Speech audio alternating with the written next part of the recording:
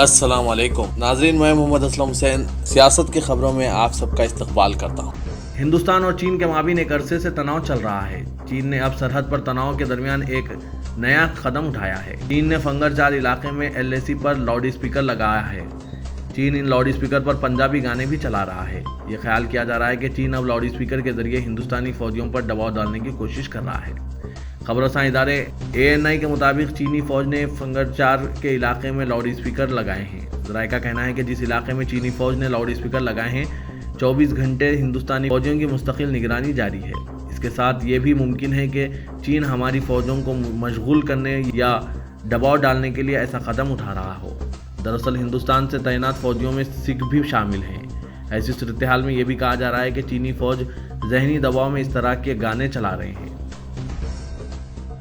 China کے اشاروں پر کام کرنے والے نیپال نے اب ایک اور متنازع مہم شروع کر دی ہے۔ اس مہم کے تحت وہ نیپالیوں کو اتراکھنڈ کے دہرادون، نینی تال سمیت ہماچل، اتر پردیش، بہار اور سکم کے کئی شہروں کے بارے میں بے بنیاد بیان دے رہے ہیں۔ نیپال کی حکمران جماعت نیپالی کمیونسٹ پارٹی نے یونیفائیڈ نیپال نیشنل فرنٹ کے اشتراک سے گریٹر نیپال مہم چلائی ہے۔ اس کے تحت یہ لوگ ہندوستان کے بہت سے بڑے شہروں پر اپنے دعوے کر رہے ہیں۔ جمعرات کو یعنی آج وزیر اعظم نریندر مودی 70 سال کے ہو گئے ہیں۔ سن 1950 میں 17 سپٹمبر کو پیدا ہوئے۔ آج PM نریندر مودی کی سالگرہ کے موقع پر بہت سارے پروگرام ہو رہے ہیں۔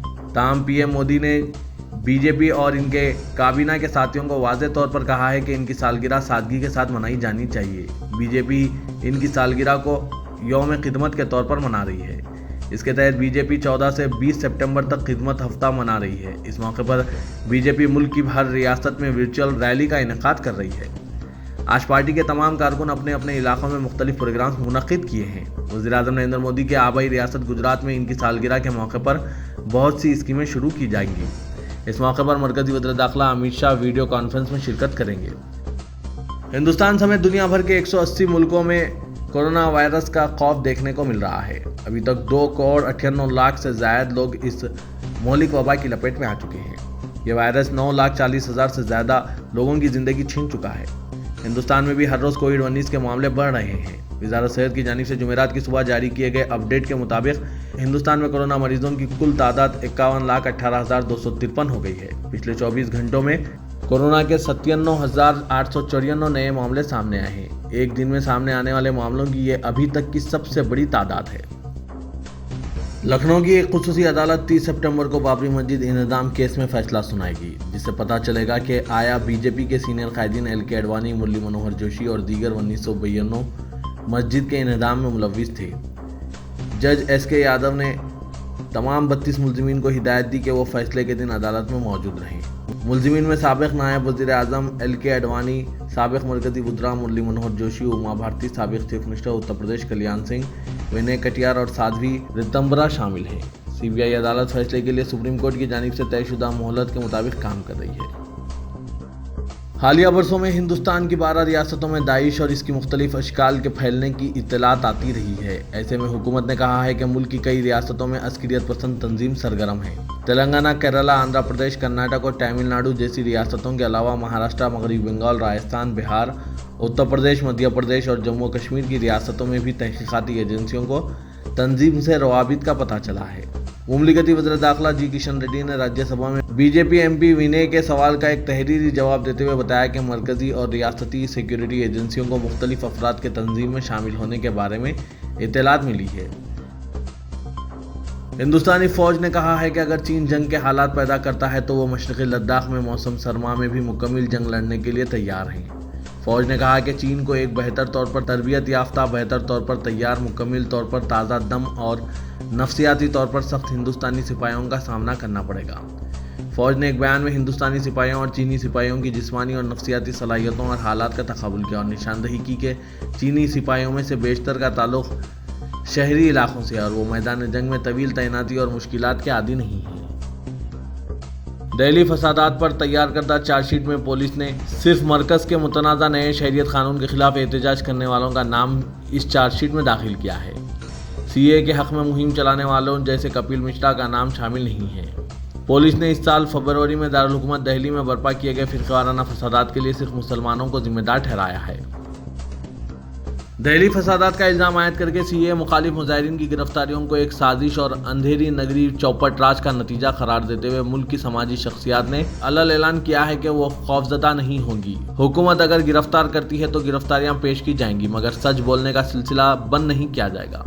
عمر خالد، دیوان کا کلیتا، نیتا شانوار، آصف اقبال، خالد سیفی، عشرت جہاں، گلفشا فاطمہ، شرجیل امام اور دیگر نوجوان کارکنوں کی گرفتاریوں کی مذمت کرتے ہوئے معروف سماجی کارکن اور senior advocate supreme court Prashant Bhushan نے کہا ہے کہ یہ حق کی آواز بلند کرنے والوں کے خلاف کرمنل سازش کی جا رہی ہے تاکہ ان کی آواز کو دبایا جا سکے۔ امیتابھ بچن اور جیا بچن کے بنگلوں پر سیکورٹی بڑھا دی گئی ہے۔ ایک دن قبل جیا بچن نے پارلیمنٹ میں کہا تھا کہ فلم صنعت کو بعض لوگ بدنام کر رہے ہیں۔ انہوں نے حکومت سے کہا تھا کہ وہ آگے آئیں اور اس کی حفاظت کریں۔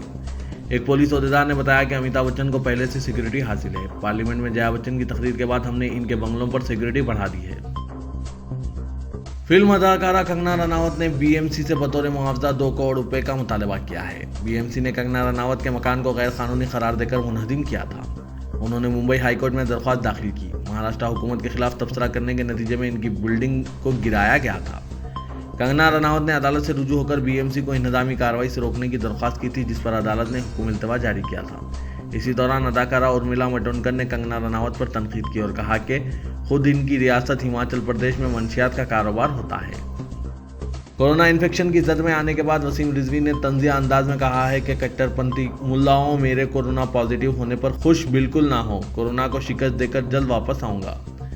شیعہ وقف بورڈ کے سابق چیئرمین وسیم رضوی میں کورونا انفیکشن کی تشخیص ہوئی ہے۔ میڈیا ذرائع سے موصول ہو رہی خبروں کے مطابق ان کے سونگھنے کی صلاحیت ختم ہو گئی ہے اور سر کے ساتھ ساتھ بدن میں بھی درد کی شکایت ہے۔ کورونا رپورٹ پازیٹیو آنے کے بعد وسیم رضوی نے خود کو گھر میں کوارنٹائن کر لیا ہے اور ساتھ ہی اپنے رابطے میں آنے والے لوگوں سے گزارش کی ہے کہ وہ بھی اپنا کورونا ٹیسٹ کرا لیں۔ اس درمیان اپنی زہر انگیزی اور متنازع بیان کے لیے مشہور وسیم رضوی نے اپنے مخالفین کو لے کر ایک بار پھر سخت الفاظ کا استعمال کیا ہے۔ اداکار اور بی جے پی رہنما روی شنکر نے پارلیمنٹ کے مانسون اجلاس کے پہلے روز بالی ووڈ میں منشیات کے بڑھتے ہوئے استعمال اور اسمگلنگ کا معاملہ اٹھایا تھا، جس پر سماجوادی پارٹی سے رکن راجیہ سبھا جیا بچن نے اعتراض ظاہر کیا۔ انہوں نے مانسون اجلاس کے دوسرے دن راجیہ سبھا میں کہا کہ بالی ووڈ کو بدنام کرنے کی کوشش کی جا رہی ہے۔ کسی کا نام لیے بغیر انہوں نے کہا کہ کچھ لوگ تفریحی دنیا کو گندا کر رہے ہیں۔ اداکارہ اور متھرا سے بی جے پی کی رکن پارلیمنٹ ہیما مالنی نے جیا بچن کے بیان کی حمایت کی۔ ایک نیوز چینل سے گفتگو کرتے ہوئے انہوں نے کہا کہ صرف بالی ووڈ انڈسٹری میں ہی منشیات کے استعمال کی بات کیوں کی جا رہی ہے۔ انہوں نے کہا کہ ایسی اور بھی انڈسٹریز ہے جہاں منشیات کا استعمال ہوتا ہے اور یہ دنیا میں ہر جگہ ہوتا ہے۔ انہوں نے کہا ہماری انڈسٹری میں ضرور ایسا ہوتا ہوگا، لیکن اس کا مطلب یہ نہیں ہے کہ پوری انڈسٹری ہی خراب ہے۔ جس طرح سے لوگ بالی ووڈ کو نشانہ بنا رہے ہیں وہ بہت غلط ہے، یہ صحیح نہیں ہے۔ قطر نے اسرائیل کے ساتھ تعلقات کو معمول پر لانے سے صاف انکار کر دیا۔ الجزیرہ کے مطابق قطر کی اعلیٰ عہدیدار نے کہا ہے کہ اسرائیل سے تعلقات قائم کرنا مسئلہ فلسطین کا جواب نہیں ہے۔ ترجمان وزارت خارجہ نے ایک انٹرویو میں کہا کہ قطر دیگر خلیجی عرب ریاستوں کی طرح اسرائیل سے سفارتی تعلقات استوار نہیں کرے گا۔ سعودی کابینہ نے باور کرایا ہے کہ مملکت عرب ممالک کی وحدت، سیادت اور ان کی اراضی کی سلامتی کے خواہاں ہیں۔ یہ موقف گزشتہ روز ہوئے ایک ورچوئل اجلاس میں سامنے آیا۔ اجلاس کی صدارت سعودی فرمانروا شاہ سلمان بن عبدالعزیز نے کی۔ سعودی کابینہ کی جانب سے واضح کیا گیا کہ خطے کے استحکام کے لیے خطرہ بننے والے کسی ضرر کو قبول نہیں کیا جائے گا۔ سعودی عرب فلسطینی عوام کے شانہ بشانہ کھڑا ہے۔ وہ مسئلہ فلسطین کے ایک منصفانہ اور جامع حل تک پہنچنے کے لیے تمام کوششوں کو سپورٹ کرتا ہے، جن کا مقصد یہ ہے کہ بین الاقوامی قراردادوں اور عرب امن منصوبے کے مطابق 1967 کی سرحدوں پر ایک خود مختار فلسطینی ریاست کا قیام عمل میں آئے۔ شہر حیدرآباد میں چہارشنبے کی شام نہایت موسلادھار بارش ہوئی، جس کے نتیجے میں گریٹر حیدرآباد اور اس کے اطراف و اکناف کے علاقے متاثر ہوئے۔ دونوں شہروں حیدرآباد و سکندرآباد کے علاوہ شہر کے مضافاتی علاقے وقار میں ایک خاتون بہہ گئی، جبکہ میڈی پلی علاقے میں مندر کی دیوار منہدم ہونے کے نتیجے میں 2 افراد ہلاک ہو گئے۔ شدید بارش سے ٹولی چوکی، ماساب ٹینک، لکڑی کا پل، اتاپور، پنجاگٹا، امیرپیٹ کے علاوہ کئی علاقے جھیل میں تبدیل ہو گئے۔ جی ایچ ایم سی کی ڈیزاسٹر ریسپانس فورس کو چوکس رکھ کر دیا گیا۔ تلنگانہ قانون ساز اسمبلی میں مجلس اتحاد المسلمین کی جانب سے عالیہ انکاؤنٹر میں 5 مسلم نوجوانوں کی ہلاکت کے مسئلے پر احتجاج کیا گیا۔ مجلس کے فلور لیڈر اکبر الدین اویسی نے انکاؤنٹر کے خاطی پولیس عہدیداروں کے خلاف کارروائی اور متاثرہ خاندانوں کو قومی انسانی حقوق کمیشن کے احکامات کے مطابق فی کس 5 لاکھ روپے معاوضے کی ادائیگی کا مطالبہ کیا۔ انہوں نے انکاؤنٹر کی تحقیقات کے لیے قائم کردہ خصوصی تحقیقاتی ٹیم SIT رپورٹ ایوان میں پیش کرنے کی مانگ کی۔ اس مسئلے پر حکومت کی جانب سے غیر واضح جواب دیے جانے پر مجلسی ارکان نے احتجاج کیا اور اس مرحلے پر TRS ارکان کے ساتھ لفظی تکرار ہوئی۔ اکبر الدین اویسی نے کہا کہ 7 اپریل 2019 کو آلیار میں ہتکڑی میں حیدرآباد منتقل کیے جانے والے نوجوانوں وقار احمد، سید امجد، محمد ذاکر، اظہر خان اور محمد حنیف کو پولیس نے گولی مار دی تھی۔ انہوں نے کہا کہ 13 اپریل کو حکومت نے سینئر عہدیدار سندیپ شینڈیلیا کی قیادت میں 6 رکنی تحقیقاتی ٹیم تشکیل دی، لیکن آج تک اس کی رپورٹ برسرعام نہیں کی گئی۔ انہوں نے کہا کہ جن الزامات کے تحت ان نوجوانوں کو گرفتار کیا گیا تھا اور جس کیس میں وہ عدالت میں پیش کیے جا رہے تھے، ان میں تمام باعزت بری ہو چکے ہیں۔ بے قصور کی جان لینے کا پولیس کو کوئی اختیار نہیں ہے اور سزا کا فیصلہ عدالت کا کام ہے۔